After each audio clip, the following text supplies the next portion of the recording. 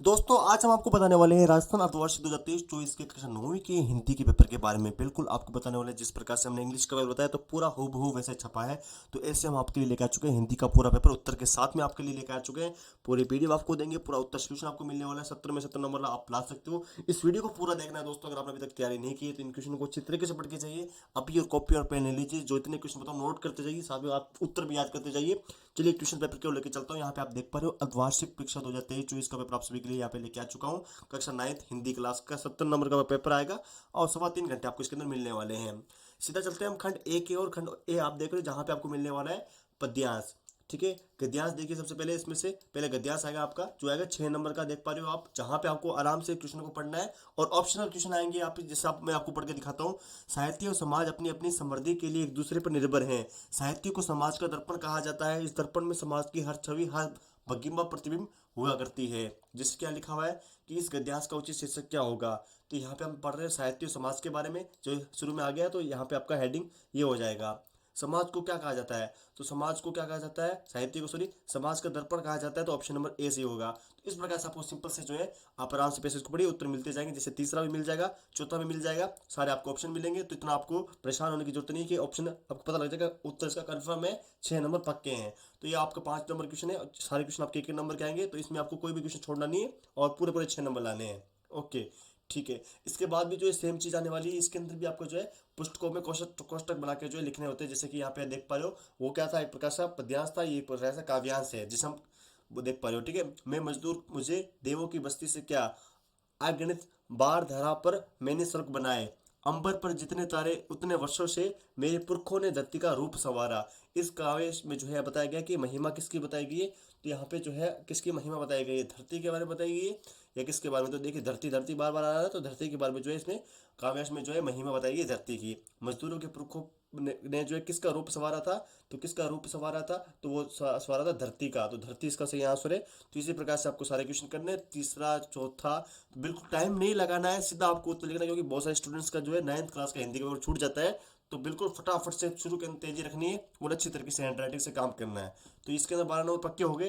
अब बात करते हैं रेगिस्तान की पूर्ति करने के बारे में, जिसमें आपके 6 क्वेश्चन आने वाले हैं। जिस लिखा हुआ है दो बेलों की कथा के कहानीकार श्री कौन थे। सबसे पहले सारे क्वेश्चन नोट कर लीजिए, इसके बाद मैं आपको आंसर की जो है पूरी पीडीएफ दे दूंगा, जहां से आप पूरे आंसर की डाउनलोड कर सकते हो। पहले आप क्वेश्चन लिख लीजिए, क्योंकि आपके पास समय बहुत कम है, समय बचाना बहुत जरूरी है ना। हाँ, सलीम अली ने अपनी आत्मकथा का नाम क्या रखा था। कबीर पंथ ने उनकी रचनाओं का संग्रह जो है किस प्रकार से प्रमाणिक माना था। तो बिल्कुल आपको रेगिस्तान में उत्तर लिखना है, ज्यादा कुछ लिखने की जरूरत नहीं है। रसखान कवि जो है किसके भक्त थे। नेक्स्ट है इस जल प्रलय में पाठ जो है किसकी विभिक्षिका का वर्णन करते हैं। नेक्स्ट है मेरे संग की औरतें पाठ में जो है लेखिका की नानी जो है क्या जो है औरत थी, ये आपसे पूछा गया है। सारे क्वेश्चन सिंपल है, आपकी पाठ्य पुस्तक में से हैं। आगे जो क्वेश्चन आया है ये क्वेश्चन दिख तो रहा है ना, पाठ्य पुस्तक में से जो आपको एक पंक्ति में उत्तर देना है। जैसे कि बात करें लहासा की और पाठक में लेखक ने कहाँ की यात्रा का वर्णन कहा है किया है, यानी कि कहाँ जा रहे थे, वो कौन सी यात्रा का बात कर रहे थे। धीरे धीरे क्रिया विशेषण शब्द का प्रयोग करते हुए एक वाक्य लिखिए, यानी धीरे धीरे का यूज करना है, जहां पे आप क्रिया भी हो विशेषण भी हो।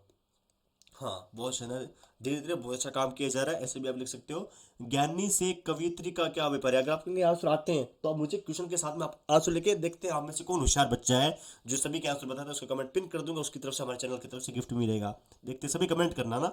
किस शासन की तुलना तम के प्रभाव से की गई है, आपको बताना है। नेक्स्ट है रीढ़ की हड्डी एकांकी कथा वस्तु के आधार पर आप किसे इसका मुख्य पात्र मानते हैं। नेक्स्ट है नीली कमीज शब्द में विशेषण और विशेष्य आपको छाड़ना है कि भाई इसमें विशेषण कौन सा है विशेष्य कौन सा है ना।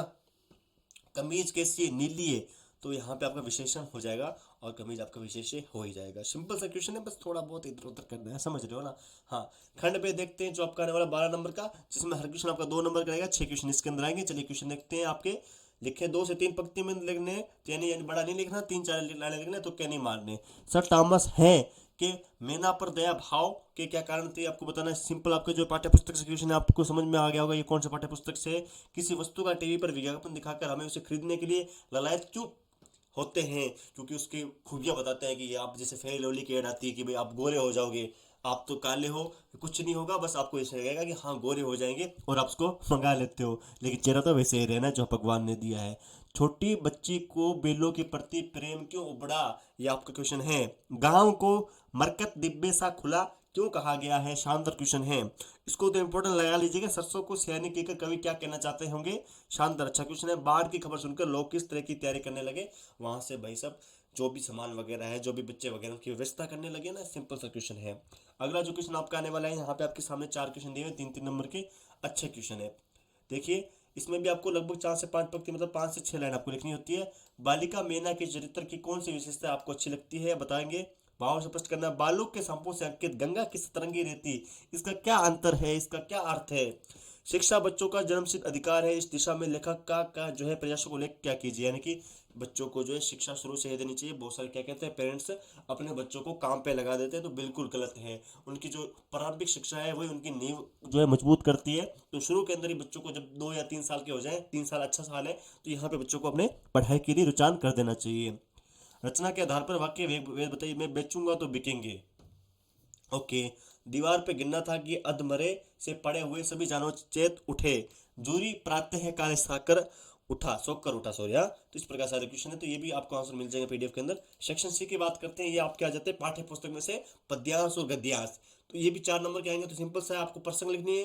प्रसंग के भी आपके 2 नंबर होते हैं, 1.5 नंबर तो होता ही है यहाँ पे, ठीक है। और 2.5 नंबर आपका होता है व्याख्या। सुख की व्याख्या ही बदल गई, ऐसे लेखक ने क्यों कहा? तो सिंपल सा क्वेश्चन है, आप सभी इसको अच्छी तरीके से करें। ये आपको बताना है कौन से चैप्टर से लिया गया है, इसके कवि या लेखक कौन है, और कौन सी पाठ्य पुस्तक का नाम भी आप लिख सकते हो जो आपकी 9वीं क्लास में लगती है। तो कमेंट करके जरूर लाजमी बताना है आपको। नेक्स्ट आ सकता है इस प्रकार से, देखिए जैसे कि कौन सा क्वेश्चन 19वां था, हाँ ये 20वां आ चुका है।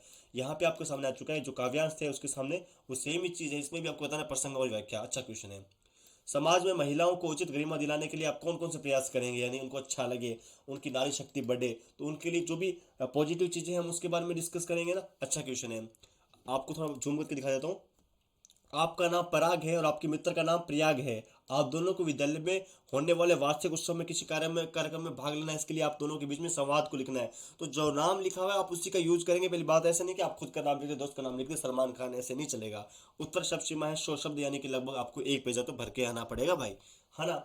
अथवा कहते देख पा रहे, दोनों इंपॉर्टेंट है, दोनों में से आपको एक पक्का देखने को मिलेगा। ऐसे नहीं कि आप एक ही तैयार करें, ये भी आप तैयार करें, प्रैक्टिस करें घर पर। ऐसे नहीं कि आप सीधा वहां पे एक बार रट ले, फिर आप एक बार जरूर इनकी लेटर की प्रैक्टिस करें, फिर आप वहां पे लिख नहीं पाते हो। आप राजकीय उच्च माध्यमिक विद्यालय अजमेर कक्षा 9 के छात्र अनुराग हैं। आपके पिताजी का स्थानांतरण कहाँ हो जाता है? जयपुर में हो जाता है। अतः जयपुर के विद्यालय में प्रवेश लेने के लिए आपको टीसी की आवश्यकता है। उसके लिए आपको प्रार्थना पत्र लिखना है। ये तो आप 6ठी क्लास से लिखते आ रहे हो यार, कोई बड़ी बात नहीं है। इसके बाद जो आपका इंपॉर्टेंट क्वेश्चन है, जो आपका फेवरेट क्वेश्चन है, क्या है आपका? है निबंध। ये लास्ट में आराम से 200 शब्दों के अंदर आराम से 2-3 पेज भर दीजिए। पर्यावरण प्रदूषण आपके लिए इंपॉर्टेंट है। प्रस्तावना इसकी जो पॉइंट आपके सामने लिखे हुए, तो कोई दिक्कत नहीं है, बस थोड़ा बहुत इधर उधर तुक्के मारी और लिखिए अच्छे तरीके से।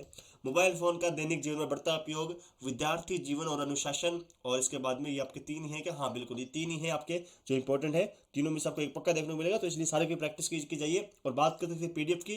पीडीएफ हमारे टेलीग्राम ग्रुप में मिल जाएगी, जो मैया पाठशाला स्कूल के नाम से। फटाफट से किसी को बताना मत, फटाफट ज्वाइन कर लो। वहाँ पे आपको दिख नहीं रही हो तो मैसेज कर देना मेरे को, वहाँ पे हम आपको शो कर देंगे। ओके। और चैनल को सब्सक्राइब जरूर करना है, क्योंकि यहाँ पे आपको 9th क्लास के और भी जो पेपर होंगे सारे मिलने वाले हैं, ठीक है। तो इसलिए फटाक से चुपके से रेड कलर के जो निशान है उसको दबा दीजिए, कोई पैसा नहीं लगेगा आपका। ओके, तो ठीक है, टेक केयर। आप जरूर बताएं कि राजस्थान में किस जिले में से। तो इस वीडियो को यहीं खत्म करते हैं, धन्यवाद।